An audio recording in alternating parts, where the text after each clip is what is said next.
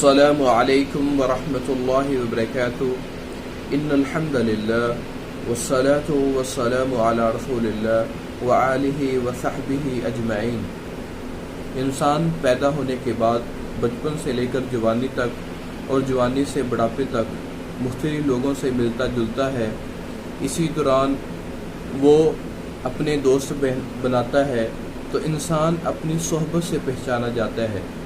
اچھی اور بری دوستی کا معیار اور اچھی اور صحبت پر انسان کے کیا اثرات پڑتے ہیں اور بری صحبت سے انسان پر کیا اثرات پڑتے ہیں، اسی حوالے سے آج گفتگو کریں گے کہ قرآن و حدیث ہمیں اچھی صحبت کے بارے میں کیا رہنمائی فرماتا ہے۔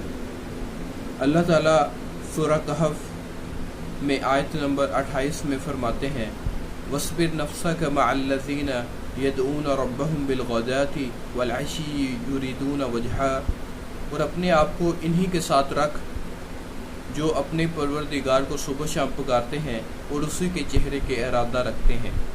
یعنی کہ اللہ تعالیٰ رہنمائی فرما رہے ہیں کہ اپنے دوست انہی کو بناؤ جو صرف اور صرف اللہ کو پکارتے ہیں، صبح شام اسی کو پکارتے ہیں، اور وہ اس امید لگائے بیٹھے ہیں کہ اللہ تعالیٰ کا قیامت کے دن دیدار کر سکیں گے۔ تو ہمیں چاہیے کہ ایسے لوگوں کو دوست بنائیں جو صرف اور صرف اللہ کو پکارتے ہیں۔ اسی طرح صحیح بخاری میں حضرت ابو موسیٰ اشعری رضی اللہ تعالیٰ عنہ سے روایت ہے، رسول اللہ صلی اللہ علیہ وسلم نے فرمایا اچھے اور برے دوست کی مثال اس شخص کی سی ہے جو ایک دوست سے لگاتا ہے جو انسان کستوری بیچتا ہے، تو اللہ کے نبی نے فرمایا یا تو وہ اس سے کچھ خرید لے گا یا وہ کستوری بیچنے والا اسے گفٹ کر دے گا یا کم از کم اس سے خوشبو حاصل کر سکے گا۔ اور برے دوست کی مثال اس بٹی والے کی ہے، اس لوہار کی سی ہے جو بٹی چلاتا ہے، تو وہ اگر اس کے پاس بیٹھے گا تو یا تو وہ اس کے کپڑے کو جلا دے گی اور یا اس کے کپڑوں کو کالا کر دے گی۔ اس سے ہمیں رہنمائی ملتی ہے کہ اچھے اور برے دوست کی اہمیت کیا ہے۔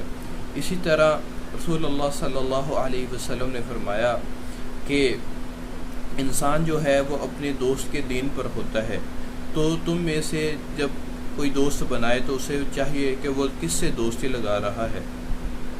ہم دیکھتے ہیں کہ دوستی کی بنا پر، اچھی صحبت کی بنا پر بہت سے لوگ جو ہیں ان کی دنیا اور آخرت بدل جاتی ہے، اور بری صحبت اور دوستی کی وجہ سے بہت سارے لوگوں کی آخرت تباہ و برباد ہو جاتی ہے۔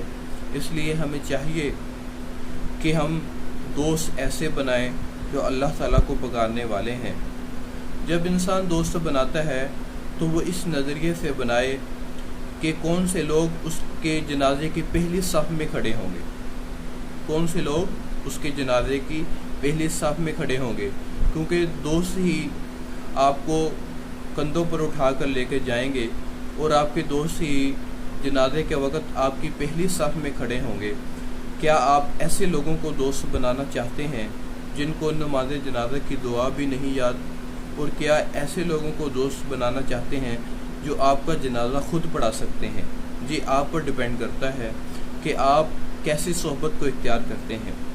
اور برے دوست کی مثال اس سانپ کی سی ہے، جو برا دوست جو ہے وہ سانپ سے بھی بدتر ہے، کیونکہ سانپ جو ہے وہ تو ایک بار انسان کو ڈستا ہے اور اپنی راہ لیتا ہے، لیکن برا دوست جو ہے وہ آپ کے برے کاموں میں بار بار مدد کرتا ہے۔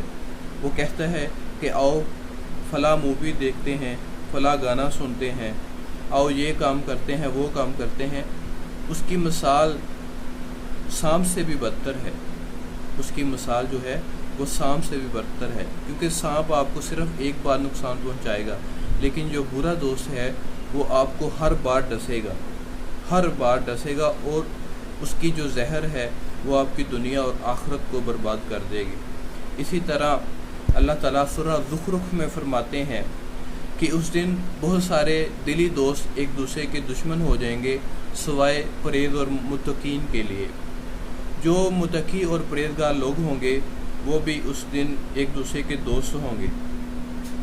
اسی طرح اللہ تعالیٰ سورہ فرقان میں فرماتے ہیں کہ سورہ فرقان آیت نمبر 27 اور 28 میں اللہ تعالیٰ فرماتے ہیں وَيَوْمَ يَعَضُّ الظَّالِمُ عَلَى يَدَيْهِ يَقُولُ يَا لَيْتَنِي اتَّخَذْتُ مَعَ الرَّسُولِ سَبِيلًا، اور اس دن ظالم شخص اپنے ہاتھوں کو چبا چبا کر کہے گا ہائے کاش کہ میں نے رسول اللہ صلی اللہ علیہ وسلم کی راہ اختیار کی ہوتی۔